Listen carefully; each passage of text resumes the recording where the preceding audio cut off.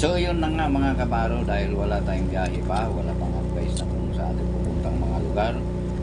Ginawa ko yan, kumuha ako ng tahong doon sa poste ng pier, then gawa natin pain. So first steps, kailangan biyakin lang siya, then tatanggalin yung silsya para gamitin natin pamain para panghuli ng isda. So ingatan na paghagis hindi maiwan ng pain, sigumigit, then pati yung kamay para hindi siya makawin.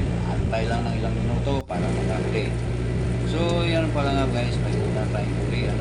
Titingnan natin kung anong klaseng isda ito at malalaman natin kung gaano siya kalaki. So yun na nga, natap ang una natin nadali.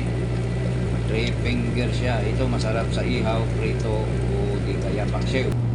So kailangan guys, pag nagpakain ng isda sa feeding time nila, area lang ng area ng kawil, kunting tiyaga, kunting antay, maya maya yan, pirahin na naman. So yun, nakadali na tayo. Ito pang-anim na natin nata to. So yun, titingnan natin kung anong klaseng isda ito, yung pang-anim.